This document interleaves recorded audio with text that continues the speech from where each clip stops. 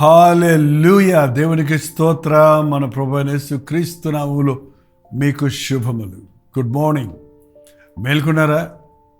ఒకవేళ మీరు ఇతర దేశాల్లో నుంచి వీక్షిస్తున్నారేమో, మీకు ఏ సమయమో ఇది గుడ్ ఈవినింగో గుడ్ ఆఫ్టర్నూనో మరొక సమయమో అయినా మీరు క్రమముగా అనుదిన ధ్యానాలు వీక్షిస్తున్నారని, మేలు పొందుతున్నారని, బలపడుతున్నారని తెలియజేస్తున్న దాన్ని బట్టి ప్రభువుని ఎంతగానో స్తుతిస్తూ ఇదిగో ఈ కార్యక్రమాలు ఆపకుండా కొనసాగించడానికి ప్రార్థిస్తున్నాం. మీరు కూడా మా కోసం ప్రార్థించండి.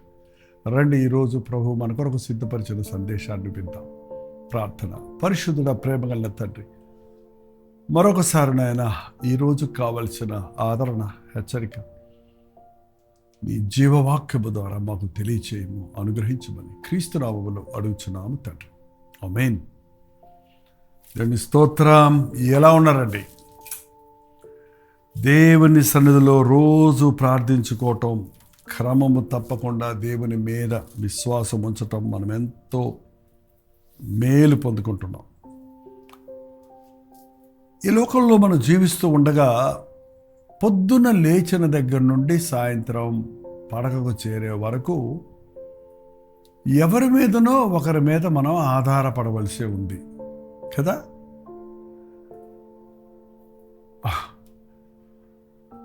అల్పాహారము సిద్ధం, బ్రేక్ఫాస్ట్ కావాలని బ్రేక్ఫాస్ట్ ఇచ్చేదాకా మీరు ఆఫీస్కి వెళ్ళకుండా, లేక స్కూల్కి వెళ్ళకుండా, లేక పనులు చేయకుండా కనిపెట్టాలి. ఎందుకు ఆలస్యంగా వచ్చామంటే వాళ్ళ బ్రేక్ఫాస్ట్ ఆలస్యమైంది, నా భార్య తొందరగా వంట చేయలేదు అని చెప్తూ ఉంటాం. మనం అలాగే బండెక్కి మనం డ్యూటీకి వెళ్ళేటప్పుడు లేదా కాలేజీకి వెళ్ళేటప్పుడు మనం లేట్ అయిందంటే ఆ ట్రాఫిక్ జామ్ అయింది అందుకనే అని అంటాం.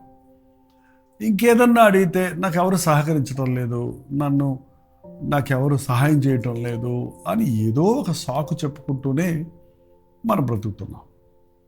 ఖచ్చితంగా మనిషి కావాలి. మనిషిని సహాయకరంగా చేయడానికే దేవుడు ఆశించాడు. ఒకరినొకరు ప్రేమించుకోండి, ఒకరికొకరు సహకరించుకోండి, ఒకరి భారాలు ఒకరు భరించండి, ఒకరికొరకొకరు ప్రార్థించండి అని ప్రభు చెప్పాడు. అయితే ఒక్క సంగతి మాత్రం మనం గుర్తుపెట్టుకోవాలి. మనం మనుషుల ద్వారా సహాయం పొందుతాం, లేక వాళ్ళ అవసరం మనకి.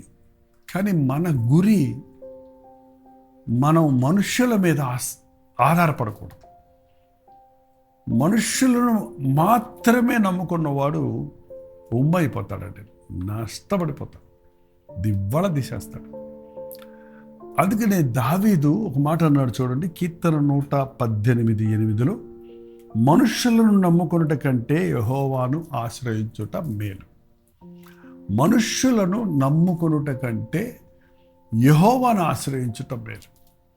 చూసారంటే మనం ఎవరిని ఆశ్రయించాలి అంటే, మనుషులను నమ్ముకున్నాము అని దేవుడి సహాయం అక్కర్లేదంటారా, లేక దేవుడి సహాయం ఉంది కాబట్టి నాకు ఏ మనుషుడు సహాయం చేయక్కర్లేదంటారా? అక్కడే మనం పెద్ద పొరపాటు చేస్తున్నామండి. మనకు ఒక అనారోగ్యం వచ్చినప్పుడు నేను డాక్టర్ దగ్గరికి వెళ్ళను, నేను మందులు వాడను, నేను దేవుని మీదే నమ్మకం ఉంచాలని కొంతమంది మొండిపట్టు పట్టి నా ఇబ్బందులు పాలవుతున్నారు. ఒక వైద్యుడి దగ్గరకు మనం వెళ్ళినా వైద్యుడిని దేవుడు మనకు ఒక సహాయకరంగా ఇచ్చిన మనల్ని స్వస్థపరిచేది వైద్యుడు కాదే, మందు కాదే, ప్రభువే కదా. ప్రభు మీద విశ్వాసం ఉంచితే అంటే వైద్యం చేసిన వాళ్ళు అందరూ బాగుపడుతున్నారా? సర్జరీ జరిగిన వాళ్ళు అందరూ బ్రతుకుంటున్నారా? ఒక డాక్టర్ ఇచ్చిన మందుల వలన అతని దగ్గరకు వచ్చిన వాళ్ళు అందరూ ఇన్స్టెంట్గా హీల్ అయ్యి మరి ఎప్పుడూ ఆ జబ్బులు లేకుండా ఉంటున్నారా? కాదే. ఖచ్చితంగా దేవుడు మనుషుల ద్వారా మనకు సహాయం చేస్తాడు. కానీ మన సహాయం ఎక్కడి నుంచి వస్తుందంటే మనుషుల దగ్గర నుంచి కాదు. అది మనసులో పెట్టుకోవాలి. అప్పుడు మనం కృంగిపోము, మనం విసిగిపోము, మనం బాధపడిపోము. మా తల్లి నాకు ఇవ్వాల్సింది ఇవ్వలేదే, నా తండ్రి నాకు ఇవ్వాల్సింది ఇవ్వలేదే, నా భర్త నా విషయంలో పట్టించుకోవలసిన విషయాలు పట్టించుకోలేదే అని ఇవాళ ఎంతోమంది కూర్చొని కుమిలిపోతూ ఉన్నామే. కానీ కొండల తట్టున కన్నులెత్తుచున్నాను, నాకు సహాయం ఎక్కడి నుండి వచ్చును, భూమి ఆకాశములు కలుగు చేసిన యెహోవానే నాకు సంతోషము కలుగును, నాకు సహాయము దొరుకును అన్న భక్తుని వలె మనం ప్రభు మీద ఆధారపడటం లేదండి. మనుషుల్ని నమ్ముకొని మోసపోయిన వాళ్ళు ఎంతమందో మీరే ఉండుంటారు. చెప్పండి, జ్ఞాపకం చేసుకోండి. ఎన్నిసార్లు మనుషుల్ని నమ్ముకొని నష్టపోయారు, మోసపోయారు, ఏమీ చేయలేని స్థితిలో మిగిలిపోయారు. వస్తానన్నాడు, రాలేదు, ఇస్తానన్నాడు, ఇవ్వలేదు, చేస్తానన్నాడు, చేయలేదు అని ఎన్నోసార్లు మనం ఎంతోమంది మీద పెట్టుకున్నటువంటి ఆశలు నిరాశలైపోయినాయి. కానీ దేవుని సన్నిధిలో మనం విజ్ఞాపన చేస్తే, నిన్నే నమ్ముకున్నానయ్యా, నీవే నా దేవుడు అయ్యా, నీవే చెయ్యి నాకిది. అది ఏదైనా సరేనండి. అది ఆర్థిక సహాయం కానీ, ఆరోగ్య సమస్య కానీ, కుటుంబ సమస్య కానీ, గడ్డు సమస్యలు కానీ, అది ఈ లోక సంబంధమైన బంధకములు, నష్టములు, కష్టముల్లో కానీ ఆయన్ని ఎప్పుడైనా మనం ఆశ్రయించవచ్చండి. ఆయన మీద నమ్మకం ఉంచిన వాడు, నమ్ముట నీ వల్లైతే నమ్మువానికి సమస్తము సాధ్యం అన్నట్టు సమస్తాన్ని తన జీవితంలో నెరవేర్చుకోగలుగుతాడు.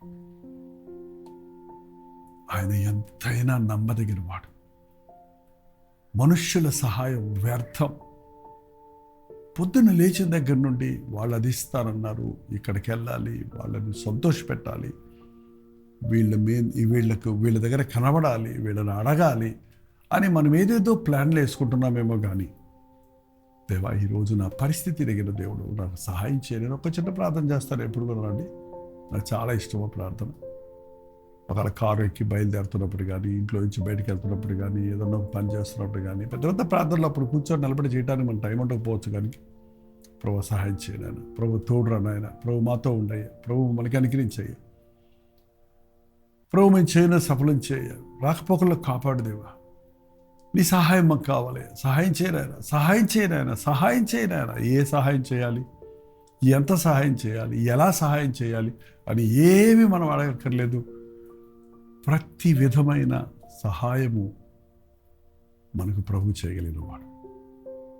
ఏ మనిషి ద్వారా దేవుడు మనకు సహాయం చేస్తాడో అది ముఖ్యం కాదు. ఆ సహాయం మనకు వచ్చింది దేవుని దగ్గర నుండే. పూర్వకాలంలో పోస్ట్ మ్యాన్లు ఉండేవారు, వాళ్ళు మారిపోతూనే ఉండేవారు. ఆ పోస్ట్ మ్యాన్ ఎంఓస్ మనీ ఆర్డర్ తీసుకొచ్చేవాడు. పోస్ట్ మ్యాన్ డబ్బులు ఇచ్చి సంతకం పెట్టించుకునేవాడు. కానీ పోస్ట్ మ్యాన్ డబ్బులు కావవి, డబ్బులు ఇచ్చింది పోస్ట్ మ్యాన్ కాదు. వాళ్ళు ఒక పోస్ట్ మ్యాన్ వచ్చాడు, రేపు ఇంకో పోస్ట్ మ్యాన్ వస్తాడు. కానీ ఎక్కడి నుంచి వస్తుంది ఆ డబ్బు? మీ నాన్నో, మీ భర్తో, నేను ప్రేమించిన శ్రేయోభిలాషో ఎవరో పంపిన డబ్బును ఈయన ద్వారా నీకు వచ్చింది. అలాగే మన ప్రభు ఆకాశం నుండి మనల్ని దీవించి మనకు తన సహాయాన్ని ఎవరి ద్వారానైనా పంపించవచ్చు. కానీ ఆ మనుషుల్ని దేవుళ్ళుగా చేసుకుంటే, ఆ వ్యక్తుల్ని మనం ఆరాధిస్తూ ఇచ్చిన దేవుణ్ణి వదిలేస్తే, కాకులు తీసుకొచ్చి ఇచ్చాయి ఏలియాకు ఆహారం. పంపింది ఎవరు? దేవుడు కాకుల ద్వారా తన సేవకుడిని పోషించాడు. మన జీవితాల్లో అనేక రీతులుగా మనల్ని ఆయన పోషించగలిగిన వాడిగానే ఉన్నాడు. ఆపత్కాలాల్లో మనకు సహాయం చేయగలిగిన వాడిగానే ఉన్నాడు. ఈ లోకంలో వైద్యుల్ని వాడుకొని మన రోగాలు బాగు చేయడానికి వైద్యుల్ని వాడుకుంటే కాదని ఎందుకు అనాలి? వైద్యుడిచ్చిన మందు వల్ల బాగుపడితే నువ్వే దేవుడు మరి వైద్యుడిని ఎందుకు అనాలి? అక్కడే మనం చేసే తప్పండి. మాలాంటి సేవకులు ప్రార్థిస్తే అనేకులు స్వస్థత పొందుతున్నారు. కానీ స్వస్థపరిచింది ఎవరు? సేవకుడు కాదే, నేను ప్రార్థన చేసిన మనల్ని కాదే. దేవుడు నిన్ను స్వస్థపరిచాడు, ఒక దైవజనుడిని వాడుకున్నాడు. ఒక బూరగా దేవుని సేవకులను వాడుకొని నిన్ను హెచ్చరిస్తున్నాడు, నిన్ను ఆదరిస్తున్నాడు. ఏ విధం చేతనైనా తన సహాయాన్ని మనకు పంపిస్తాడు.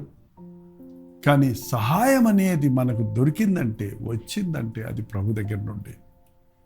ఏ విషయంలోనైనా మనుషుల్ని నమ్ముకోవద్దు, దేవుని నమ్మండి. దేవుని నమ్మినవాడు ఎప్పుడు ఒమ్మవడు, నష్టపోడు. లక్షాధికారులు భిక్షాధికారులైన కథలు ఎన్నో ఉన్నాయి. కానీ నీతిమంతుల బిడ్డలు బిచ్చమెత్తుకోవడం నేను చూడలేదని దావీదు అన్నట్టు, దేవుని యందు ఆశ్రయించిన వారికి ఏ మేలు కొదవడదు. ప్రతి విషయంలోనూ మీరు ఎవరి మీదనో నిందలు మోపుకుంటూ, ఎవరో సహాయం చేయలేదు అనుకుంటూ, ఏదో ఆశలు పెట్టుకొని విసిగిపోతున్నారు, కృంగిపోతున్నారు. నిజం చెప్పనా, మీరు ఒక భార్యగా మీ భర్త మీద కానీ, భర్తగా మీ భార్య మీద కానీ, తల్లిదండ్రులుగా మీ బిడ్డల మీద కానీ, బిడ్డలుగా మీ తల్లిదండ్రుల మీద కానీ మీరు ఆశ పెట్టుకోక్కర్లేదు. పరలోకమున్న మందున్న తండ్రి మీ ప్రతి అవసరత తీరుస్తాడు. తండ్రి ద్వారా తీరుస్తాడు, తల్లి ద్వారా తీరుస్తాడు, మరొక రీతిగా తీరుస్తాడు. కాబట్టి మన గురి దేవుని మీద ఉండాలి. మనుషులను నమ్ముకున్నటి కంటే యెహోవాను ఆశ్రయించటం మేలు, రాజులను నమ్ముకున్నటి కంటే యెహోవాను ఆశ్రయించటం మేలు. రాజు దగ్గర ఎంతో అధికారం ఉంటుంది, ఎంతో సొత్తు ఉంటుంది, కానీ నీ అవసరత తీర్చలేడు. రాజులు కూడా తీర్చలేని కార్యాలను మన జీవితాల్లో రాజైన మన ప్రభువైన యేసుక్రీస్తు తీర్చగలడండి. అది కరువు కాలమైన, అది రోగాల సమయమైన, అది కోవిడ్ లాంటి భయంకరమైనటువంటి వైరసెస్ వల్ల మరణాంధకార లోయైన ఎటువంటి పరిస్థితుల్లోనైనా యేసయ్య మనల్ని ఆదరించగలడు. మనుష్యులను నమ్ముకొని మోసపోతున్నాం, నష్టపోతున్నాం. దేవుని మీద విశ్వాసం ఉంచుతాం, మనుషులకు థ్యాంక్స్ చెప్తాం, మనుషుల్ని దేవుడు వాడుకుంటున్నాడు అనేది గుర్తిద్దాం. నా సహాయం దేవుని దగ్గర నుంచి వచ్చింది, కానీ ఒక వ్యక్తి ద్వారా వచ్చింది. ఏంటంటే వాళ్ళ టీవీలో లేక ఇదిగో సోషల్ మీడియాలో మీరు దేవుని వాక్యాన్ని వింటున్నారు. మీకు దేవుని వాక్యం వింటున్నప్పుడు దేవుడు మీతో మాట్లాడుతున్నాడు. కాబట్టి వెళ్ళి టీవీకి దండం పెట్టుకుంటారా, లేకపోతే మీ సెల్ ఫోన్కి దండం పెట్టుకుంటారా, లేకపోతే దండ తీసుకొచ్చి వేస్తారా? ఆ సెల్లో వచ్చిన వాక్యం నిన్ను దర్శించింది నిజమే, కానీ ఆ వాక్యం మిమ్మల్ని దర్శించింది, కానీ ఆ సెల్ ఫోన్ ఒక పనిముట్టే. అదే రీతిగా ఈ లోకంలో మనుషుల ద్వారానే మనకు డబ్బులు వస్తాయి, మనుషుల ద్వారానే మనకు వైద్య సహాయం దొరుకుతుంది, మనుషుల ద్వారానే మనకు ఆదరణ మాటలు దొరుకుతాయి. కానీ అవి దేవుని దగ్గర నుంచి మనకు వచ్చినవి ఒకరి ద్వారా మరొకరి ద్వారా అన్నది గుర్తించాలే. కానీ వారే దేవుళ్ళు అయినట్టుగా మనుషుల్ని మనం మొక్కితే, ఆశ్రయిస్తే, నమ్ముకుంటే నష్టపోతాం. దావీదంటున్నాడు 11వ అధ్యాయములు 116వ అధ్యాయం 11వ వచనములో, నేను తొందరపడిన వాడనే ఏ మనుష్యుడును నమ్మదగిన వాడు కాడనుకుంటుంది. ఏ మనుష్యుడును నమ్మదగిన వాడు కాడు. కొన్నిసార్లు మనం అనుకుంటాం, మీరు ఇంత ధనవంతులు కదా, మీరు కూడా సహాయం చేయలేరా? ఇంత గొప్ప డాక్టర్లు కదా, మీరు కూడా బతికించలేకపోయారా? ఇంత మంచి పాస్టర్ గారు కదా, మా కొరకు మీరు ప్రార్థన చేయలేకపోయారా అని ఏదో మనుషుల మీద మనం ఆశ పెట్టుకుంటున్నాం. కానీ ఎంత గొప్ప వ్యక్తి అయినా మనకు చేయలేని కార్యాలు ఎన్నో ఉన్నాయి, కానీ దేవునికి అసాధ్యమైంది ఏది లేదు. ప్రభువుని నమ్మండి. నా ప్రభువు నా అక్కర్లు తీరుస్తాడు, నా ప్రభువు నా మొర ఆలకిస్తాడు, నా ప్రభువు నాకు కావలసిన ఆహారాన్ని సిద్ధపరుస్తాడు, నా అవసరతలన్నీ తీరుస్తాడు, నన్ను విడువను ఎడబాయనన్న ప్రభువు నాకున్నాడన్నది రోజు గుర్తు చేసుకొని మీరు ఇంట్లో నుంచి బయటకు వెళ్ళేటప్పుడు, దేవా నీ తోడు నాకు కావాలి, నీ సహాయం నాకు కావాలి, నిన్నే నమ్ముకున్నా, నిన్నే ఆశ్రయించాను, నీవే కాపాడు అని మనస్ఫూర్తిగా ప్రభువుకు మిమ్మల్ని అప్పగించుకోరండి, ఆయన్ని ఆశ్రయించండి. అద్భుతమైనటువంటి కాపుదలను, ఆనందమును, ఆయనతో కలిసి జీవించే భాగ్యాన్ని మనం పొందుకుంటాం. ప్రార్థన. పరిశుద్ధుడ ప్రేమగల తండ్రి, ఎన్నోసార్లు మేము పరిస్థితులు నమ్ముకొని, మనుషుల్ని నమ్ముకొని మోసపోయామయ్యా, డబ్బును నమ్ముకొని నష్టపోయామయ్యా. నమ్మదగిన దేవుడిగా నీవు ఉన్నావన్నది, నిన్ను ఆశ్రయించిన వారికి ఏ మేలు కొదవదన్నది మరొక్కసారి మాకు జ్ఞాపకం చేసినందుకే వందనాలు. అది ఏ కష్టమైనా, ఏ వ్యాధి అయినా, ఏ పరిస్థితి అయినా, ఏ చిక్కైనా నా ప్రభువు నన్ను విడిపిస్తాడు, నన్ను స్వస్థపరుస్తాడు, నన్ను ఆదరిస్తాడు, నాతో ఉన్నాడన్న విశ్వాసంతో ఈ లోకంలో నీ సాక్షులుగా జీవించటకు మా ఒక్కొక్కరికి నీ సహాయం చేయమని క్రీస్తు నామములో అడుగుచున్నాను తండ్రి. ఆమేన్. తండ్రి అయిన దేవుని యొక్క ప్రేమయు, కుమారుడైన క్రీస్తు యొక్క కృపయు, ఆదరణకర్త అయిన పరిశుద్ధాత్మ యొక్క సహవాసం కూడి వచ్చిన మనందరికీ ఇప్పుడు నువ్వు సదాకాలం తోడైనను గాక. ఆమేన్. దేవుని స్తోత్రం. మీ ప్రార్థనా స్తోత్రాల భారాలు 9540 నెంబర్కి, ఇతర దేశాల్లో ఉంటే 9100 నెంబర్కి ఒక టెక్స్ట్ లేక వాయిస్ మెసేజ్ ఉంది, వాట్సాప్ ద్వారా పంపించండి. మీ కోసం మేము ప్రార్థన చేస్తున్నాం. ఇవాళ బుధవారం కదండి, మధ్యవారం ప్రార్థన కూటం ప్రభు చిత్త మీద కల్వరి చర్చిలో లైవిస్తున్నాం. మీరు మాతో కూడా కలిసి ప్రార్థించండి, ఆధ్యాత్మికంగా బలపడండి. అలాగే మధ్యాహ్నం 3 గంటలకు హెచ్చరిక, రాత్రి 9 గంటలకు కల్వరి ప్రతిదూరులో మళ్ళీ కలుసుకుందాం. అంతవరకు దేవుడు మహాకృప మీకు తోడేడు గాక.